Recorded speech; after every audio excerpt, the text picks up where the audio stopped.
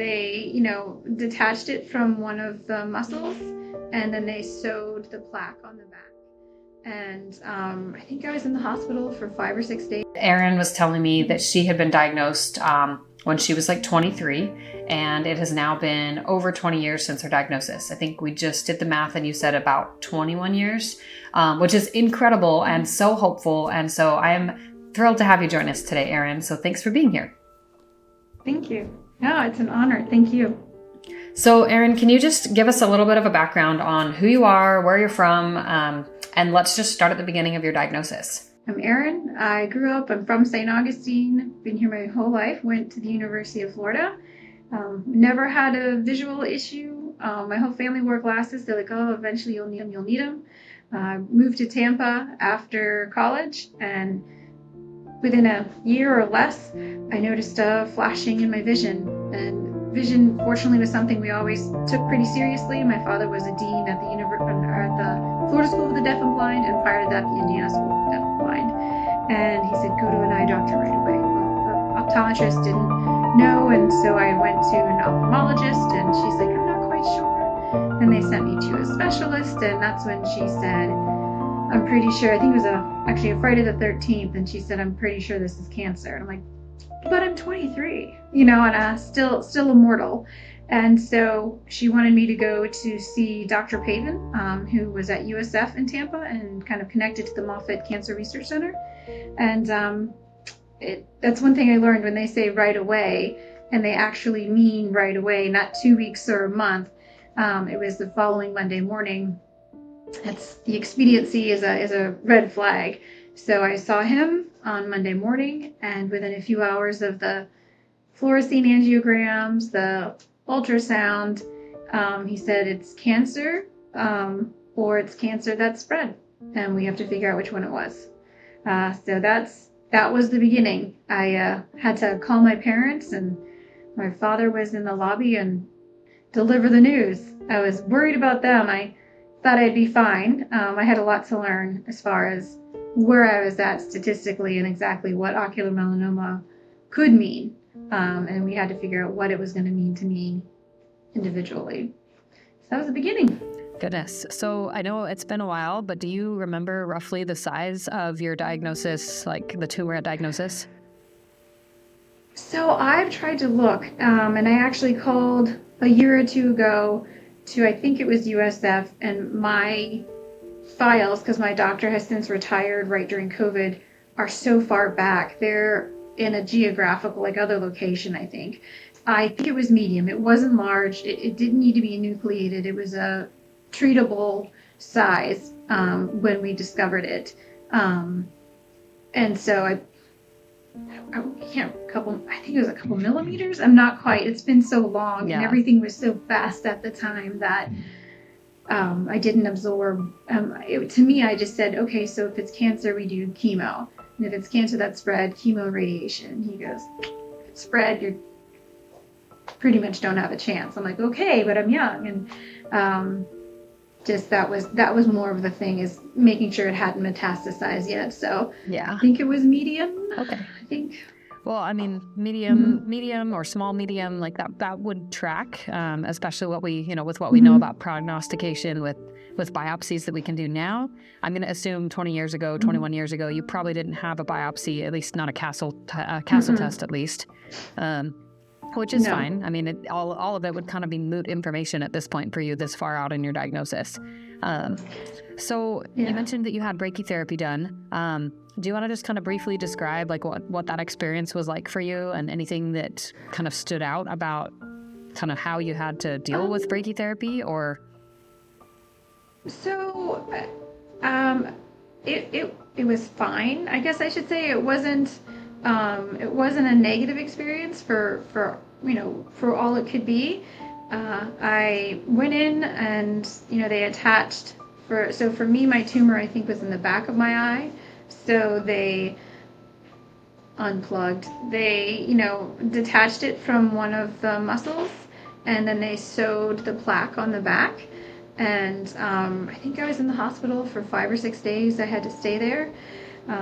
The staff was amazing. I was very fortunate. I had so many people come visit me that I barely had time to kind of even think about, what was going on. Family, tons of friends. So it almost became like not a little party, but I mean, we'd have pizza in my room and people would hang out as long as they were allowed. Um, if they were, adults, which most of them were. And it was, it was different. Having life go on outside of the walls of the hospital. I think I had a cell phone at the time. I'm not quite sure. I think it was probably a big fat Nokia. So I know that was hard to miss, but if at the time, if that's what it took for the cancer to be treated, I just felt lucky. So it wasn't a very negative experience. The discomfort was there. But again, it was the best it could be, and removed the plaque and, had a cool patch and went back home. So since then, you had brachytherapy. You made it through plaque week, hell week, whatever we want to call it. You made it through that. And then from that point, just based on like the size of your tumor, I'm going to assume you started having just monitoring scans. Did you have baseline scans done at the beginning? So I had everything every 3 months initially. I went to Mayo Clinic. I switched from when the doctor in Tampa said, we think it's cancer, it's bad cancer. We got a little scared, too young for that. And we got a second opinion at Mayo. And then they said it could be bad, really bad, or nothing. And I had a feeling one day, just to get that feeling something's not right. And I called them, they happened to have a cancellation. And that's when it went in and they said, oh, it's grown. And actually I had an opportunity to go to Wills Eye Hospital. And that's when they said, yeah, I think there are actually 2 in there. And so we then did the treatment. So every 3 months I had CAT scans, MRIs, blood work, seeing the eye doctor frequently. My vision right after radiation was actually 2020. It was spectacular. But it was about maybe a year later when I was like, something's not right. And I went back down to Tampa and I had more tumors. So I had to have a second treatment. I had to have, I don't know if they still do, but it was called TTT, which was thermal treatment therapy. And I did that down at USF. And that was strong laser, which immediately, you did it outpatient actually, which was called character building. That was a very painful, marathon of an experience. And immediately my peripheral vision was gone after that. But for a few years, I was with all the doctors every 3 to 4 months. And then I got to every 6 months. But with my eye doctor, once the second treatment occurred, I started having some complications from the radiation. For years, I was seeing him almost once a month for a while, for the hemorrhaging from the new blood vessels that had tried to kind of bring oxygen back to the dead area of the eye. So it wasn't, for a few years, there wasn't a set schedule with my ophthalmologist because I saw him all the time. All the time. It felt like I drove down to Tampa from St. Augustine at least once a month. Yeah. That's crazy. Okay, so let me get this right. You had the single ocular melanoma tumor that was treated in the beginning, and then a year or so later, it grew back, or there was like another section of it. Did they identify if it was 2 separate tumors in the same eye? That's like insane. I've never heard of that. Yes. It was, so after the radiation, it looked like we're good to go. And I had all of the follow-ups, all of the millions of appointments that you have once you have, officially cancer. And I just had this feeling. I didn't have a visual change or anything. And I had some great doctors at Mayo, but my ophthalmologist I felt was a little bit of, and so I spoke to some of my friends that were in the medical field, and I expressed to them some of my hesitation, and they said, we've been waiting to hear this. They kind of just knew it had been going on for a while, I guess, my reticence. And so I went down to Tampa, and he said, yeah. He said, you have another tumor, and I think it might have been bigger than the last one. He said, I want to do something right away. And I don't know if it's within days. I can't remember. I went into the hospital and had the TTT. So goodness. That's like was, absolutely mind blowing you to know, me. yeah. I'm like, I mean, it just speaks volumes to the fact that you're even still standing today. Like just with having a recurrence like of that nature, that's insane. And definitely a very rare thing for anyone listening. Like, don't panic. It's exceptionally rare to have something like that happen. But so as you've dealt with this diagnosis, you've navigated obviously a lot in the first couple of years, from your early 20s to really before you even turned 30, you had navigated a significant amount with this cancer diagnosis and the risk and the kind of the fear of the unknown that comes with that we all deal with. So what do you feel like has helped you navigate having a cancer diagnosis and just all of these, ups and downs? I think initially being so young, there's a little bit of denial again and immortality. When it set in, I think the support system, that's one of the things that I don't know if I mentioned, the volume of people that came out of the woodwork that either I hadn't seen in a while or, in interactions with people that were just blew me away. And it actually lifted me from, a place I'd been struggling with prior to even being diagnosed. So I think the support, I had a really great relationship with my doctor in Tampa. And from my experiences, I knew he was advocating for me. And that was one of the differences between him and another eye doctor I'd gone to was, I say he diagnosed a bump in my eye, whereas others said, well, this is what a bump in an eye could be. So I had a lot of faith in him and knew that whatever was thrown my way, kind of have to make peace with a few things when the outcome is not necessarily in your control. So just it definitely gave me a better perspective on things. So I just had to look around and say my thanks, but also advocate for myself and be as strong as I could be, and have faith in myself as well. So I was very lucky in the journey with the amount of people that were around me that were just fighting hard for me and loving me. Goodness. Well, I love what you had said, and I'm gonna quote what I put in the Instagram post from what you said in your email to me. You just said, navigating this journey hasn't been with one strategy. To best describe it, the OM journey is like looking for new land. The length of the journey, the weather, the crew, and the tools needed change from day to day. Even the destination isn't a certainty. I loved what you said there. That was so powerful, and I just wanted to make sure that we shared that verbally because not everybody sees the posts. So, Yeah. So as you've gone through your diagnosis and just the journey of having ocular melanoma for the last 20 plus years, and I know you've dealt with vision loss, you've dealt with the recurrence you mentioned. You mentioned your diagnosis itself and the support that you had helping with just navigating depression, which I think is a pretty normal thing to experience in those early 20s, especially coming out of college and high school and everything that is. But what are some of the other things that you noticed that you have had to struggle with or struggle through as a result of your diagnosis? It's quite a range. It's been so long. It can go anywhere from the anxiety, any doctor's appointment. If there's an anomaly, you really hone in on your doctor's behavior and you go, that was different than last time. Does that mean now there's a bump, there's a lump, there's a, whatever. So there's a little bit of kind of the self-talk to say not everything's cancer. Then there are things of being aware that because somebody has said stage this or it could metastasize, those words become a part of your life in your everyday. So when somebody else is like, oh, I don't feel well, not being indifferent or kind of like, oh, you don't feel well, because you've had this different perspective. And so your assessment of what a bad day is a little bit different than the average. So making sure you're not kind of judging somebody else's experience based on yours, all the way to becoming a mother.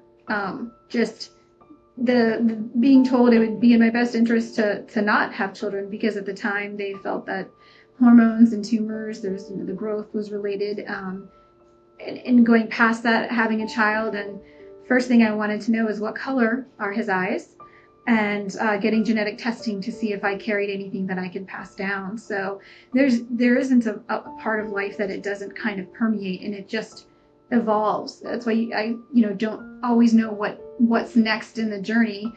Are we done? Are we coasting now, or is there going to be a wrench?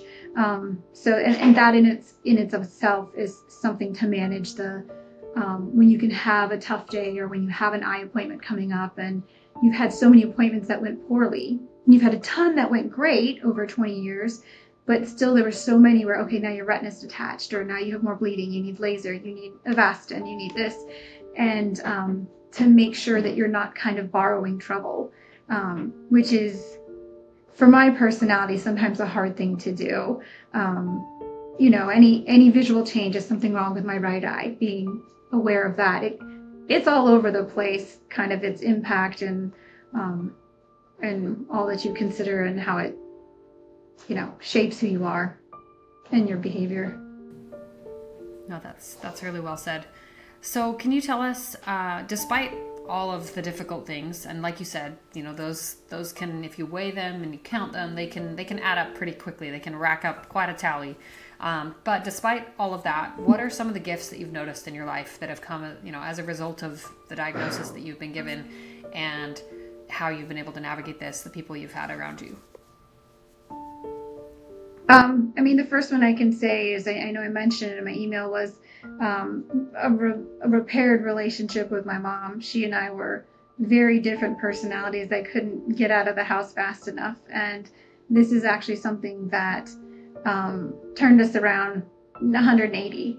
So that was incredible. But even past that, the friendships that I've had some great friendships, but to see my friends shine and to see them lend me their strength 20 years ago, I still have a lot of the same friends. And I think some of it are just you have best friends. They're your soulmates. They're your kindred spirits.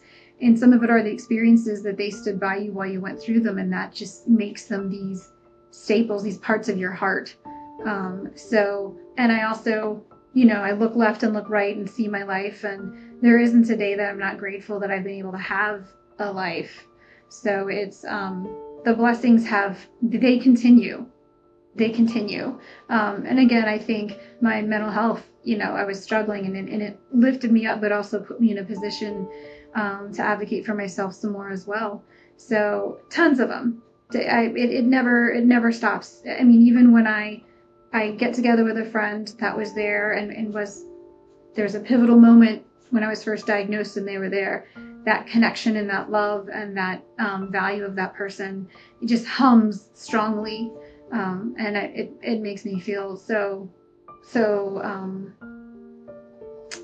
happy's not the word, grateful's not the word, lucky's not the word, but I guess beyond blessed. Fulfilled, maybe? So many positive things. Yeah. No, I just was going to say fulfilled, maybe, or connected. Yeah.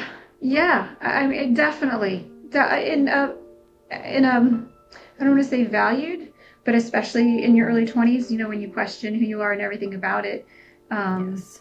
That's something that really, came to the table, was I'm worth it. And it's kind of a weird connection to make, but, I just beam, because some of these people, many of them, again, are a part of my heart and how I endured. So it's just kind of like seeing a puppy, that good feeling when I see my family and friends. So one of my questions was, who or what has been your greatest support? And I want to amend this question a little bit, just in light of kind of the phase of life that you were diagnosed in. How did you see your support system evolve from the time that you were in your early 20s to then? I know you, since, after that point, you got married, you had at least one kid. Have you had more than one? Mm-hmm. I feel like you just have one. two. Mm-hmm. Oh, just the one. Mixing up people in my head. But you've had a family, and so I can just imagine that there've been some shifts and some adjusting that you've had to make to experiencing life while also carrying this diagnosis. So is there anything you want to say, kind of speaking to that? Um, I mean, again, my support system. I've been, again, I think staying in the town that I grew up in. I've been allowed to have the continuity of a lot of the same people in my life. So, my family, and again, people that I hadn't seen in a while. Coming out of the woodwork initially, but maintaining those relationships. So I've had, and again, the support system has only grown, but I don't think I've been really lucky. I don't think anybody's actually left. But I also don't let people leave my life. Once I love you, you're in. So, but yeah, but you have a partner or boyfriend or girlfriend, and they can be substantial too. But in all honesty, some of the initial people in my family, my parents, my sister, but my best friends, the people that saw you at your lowest and that are still there. It doesn't take away from the people that you have in your life now, because they are just as valuable and can help you just as much. But having those, they're the foundation of who you are in this journey, are the people that were there in the beginning, and to have them here now is just knowing they're there. It is support in itself. So I do have more people, and my husband is a part of it too. But it's I don't know. There aren't words. I've been blown away by the love that came out of this. Well, thank you for sharing that. If you were to talk to someone else who maybe they're like you, they're early 20s, and or really, I mean, it could be anyone, but just someone who this came out of left field and they've been given this diagnosis, what would you say to someone who's brand new to being diagnosed with ocular melanoma? Hold on. The It's okay. research has gotten better. The statistics have gotten better. No, I meant like I would tell them to hold on, like just hold tight. Yeah. No, pull people Internet close to delays. you, It's fine. and it's okay to. No, it's okay. It's okay. It's okay to need people. I'd say it took me a little bit to get used to asking for help or saying yes, I'd like you with me for this. But also, I'm a big person about advocating for yourself. If it's your mental health, definitely, if it's a doctor and you're not, I don't know, get a second opinion. Fight your insurance. I went head to head time and time again, and this was before Obamacare and all of that. So, you know, you can't. Unfortunately, you need more than just the strength to get through the actual diagnosis and the treatment. There's so many other aspects involved, because also in your early 20s, technically you're an adult, so there's so much you have to do for yourself, because you can't say mom, dad, guardian, here's the bill, or here's what the doctor said. But ask if you need help, but also make sure that you're doing what's best for you. There are times where I would do a lot by myself, more for self preservation. My personality, if somebody's with me, I'm going to worry about them and how the experience is affecting them, and it's kind of letting some of my emotional energy out that I needed to handle what the doctor was going to say, or the needle, or the treatment, or the loss of vision. So you really just advocate for yourself in a lot of fashions and forms, and that's up to and including getting past your ego, because people do want to help, and that love that they want to give you is something that you probably need, and it's okay for you to have. So you don't always have to be tough, and just getting through it. And then one thing a person said to me once, when my vision left and things were harder, she said, it's okay to grieve something you've lost. Because I'd say, well, it wasn't bad. I was so lucky it didn't spread. I was so lucky I still have my other eye. And as much as you say that, it's true, but it doesn't take away from what you're going through or what you've gone through. And it's okay to acknowledge that, and to say it was hard, or to say it's still hard, or it might still upset you, and let yourself process that, and then pick yourself up. I feel like that's such a powerful way to put it. So, Erin, thank you for sharing that. Sure. So, is there anything that you do now, kind of more of as I guess we'll call you a seasoned OMI? Anything you do, as you approach doctor's appointments, checkups, anything like that you do differently than you used to when you were initially diagnosed? Um, not. I think I'm more comfortable asking a few more questions. For me, I was very lucky to have the same doctor for about 18 years. So yeah, I drove to Tampa for Dr. Pavin, and he was worth it. I called him my blankie. And when he retired, I was kind of this aimless person because he's who told me I was okay. And I'm still in touch with him some. So that being said, when I switched to a new doctor, um, I don't know if I mean, just asking and kind of saying what's best for myself as far as, no, please don't dilate my good eye with the stronger stuff because it'll, be big for 2 days. Some of the small things, but also when a doctor says, well, would you like this or like this? Well, what do you think is best? But also, if I want to have an appointment at 6 months instead of 9 months, and the doctor is kind of like, well, we could do this or that, maybe 6 months. Because again, for my entire adult life, that's how I've known I was okay, was an eye doctor saying, or an oncologist saying, here's your clean bill of health. And if that's what I need to walk out of that office and exhale for the next 5.5 months until I realize my next appointment's up and then get anxious again, then that's what I need. And if there's like an advice against it, of course, listen. But again, I think it's the self-advocacy and just you can, do your research and politely speak up. So, being younger, I listened, and fortunately I had a doctor that was 100% in my corner. But so now it's the same.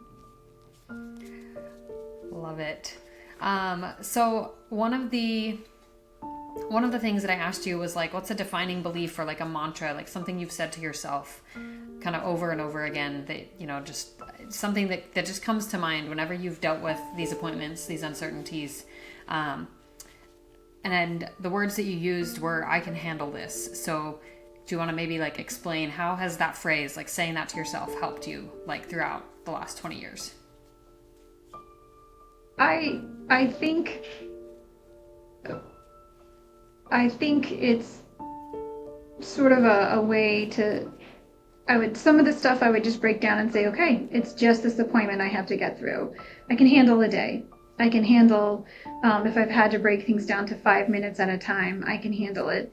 To the deeper moments where if this MRI comes out poorly, okay, what are the options if this happens, A, B, and C, and thinking it through and coming to terms with it. So thus far, I would say also it becomes more of a mantra because I have handled it this far. And you have to look at what you are doing when somebody hands you that diagnosis, and you kept breathing and you got up and you spoke and you handled it. And so it's easier, once you do it so much. But you just have to tell yourself. I mean, what are you going to tell yourself? You can't. So, I say to my son all the time, we'll figure this out. We'll figure it out. But I've had 20 years to think all this through, and I can handle this has been my consistent mantra. And some of it is telling myself that to convince myself. But as time goes on, it's I can. Put it in front of me. I can handle this. I think only one time I was like, ooh, I don't know about this one. When some other some diagnostic tests might have indicated like a whole nother experience that worked out fine. But yeah, and it's okay to curl up and cry too, but you're handling it that way as well. But just I can handle it.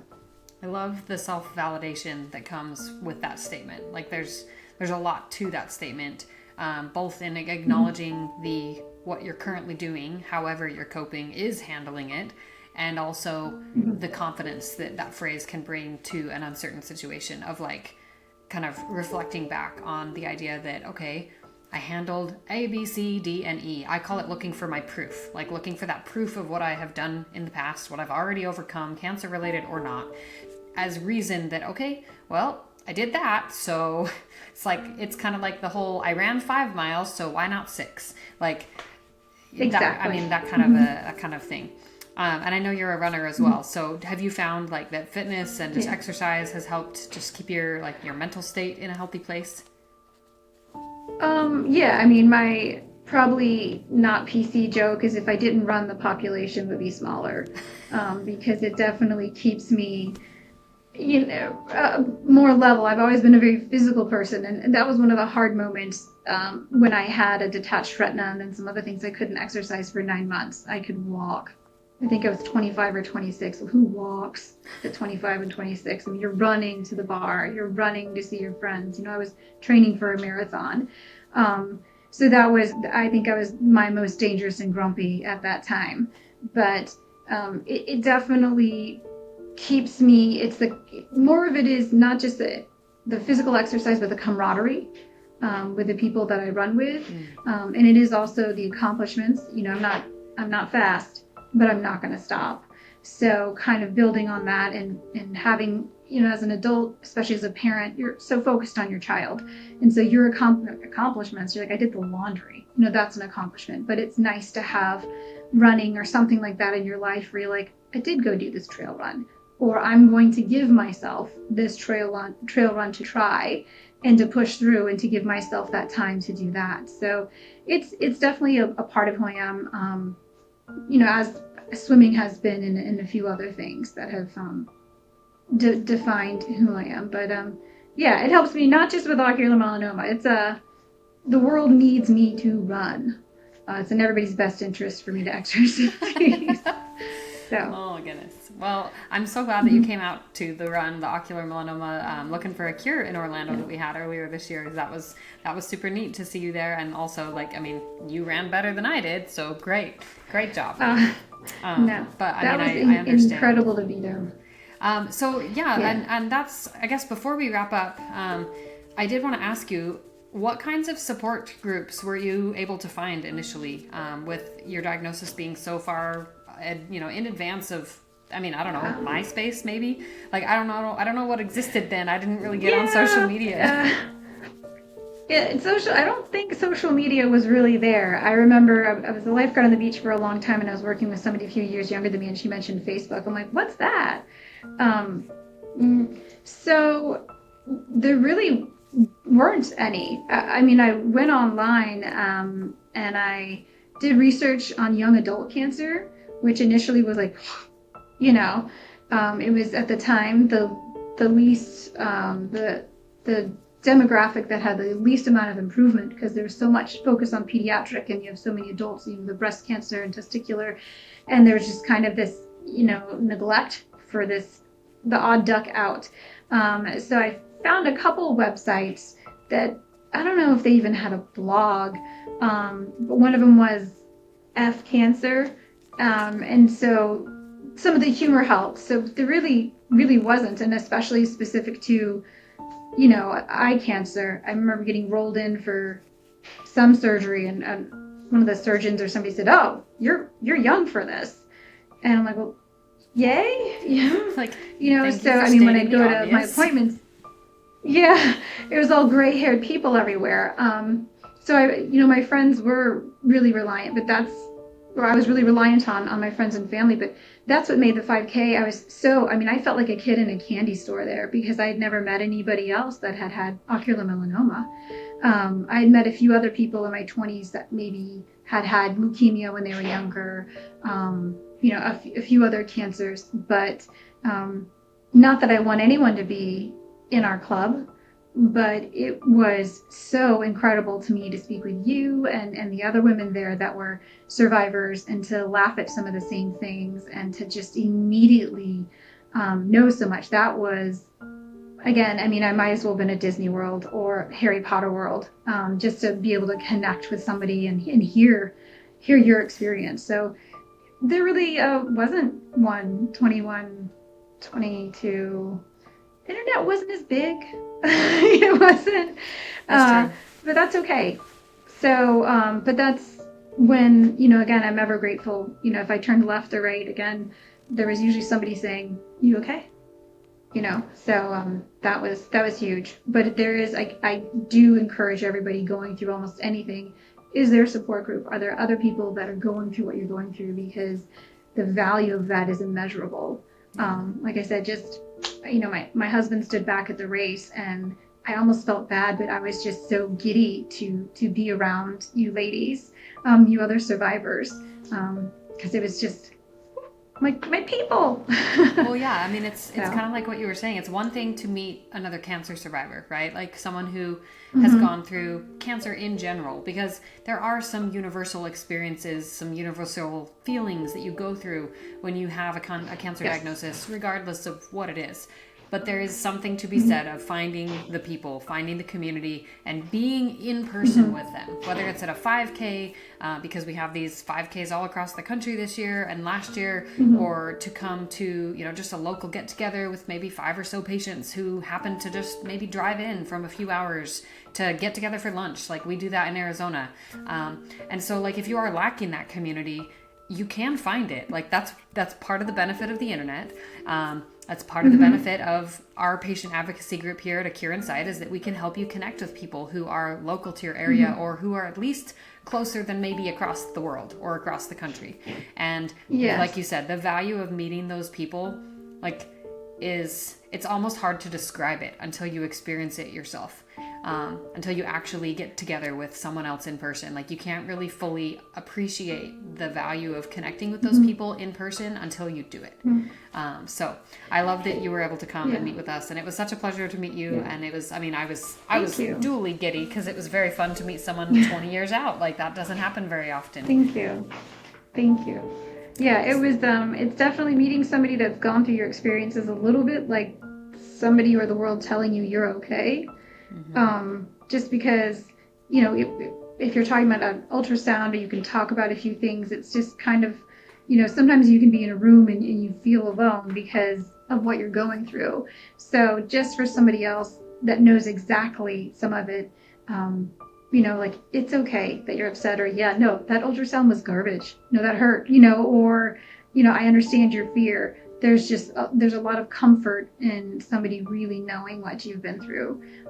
Even if they don't have to say anything, just, that they have, and them standing next to you has huge, positive impacts. So yeah, it was fantastic. I was so excited to go. Thank you for putting it together. Thank you for everybody involved for putting it together. I want to wear my shirt all the time. Yep, that is a plus. The shirt, the medal, the people, they all add up. Well, as we close, Erin, I don't want to take up the rest of your day. I'm sure we could talk for ages just about so many different things. But as we close, I had asked you if you have a favorite book or a favorite song, any of those kinds of things that just help to uplift you and bring comfort. So what would you say that is for you? Harry Potter. It wasn't around when I first was diagnosed.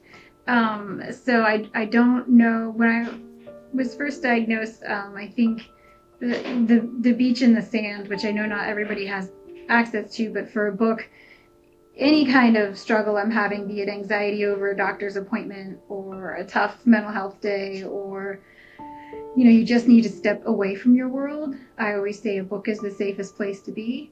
And it's if you're fighting dementors, or if you just had a bad diagnosis, I jump into any one of those books and I'm okay for as long as I'm in there. And it's just a nice reprieve, and it's just, it fills my heart.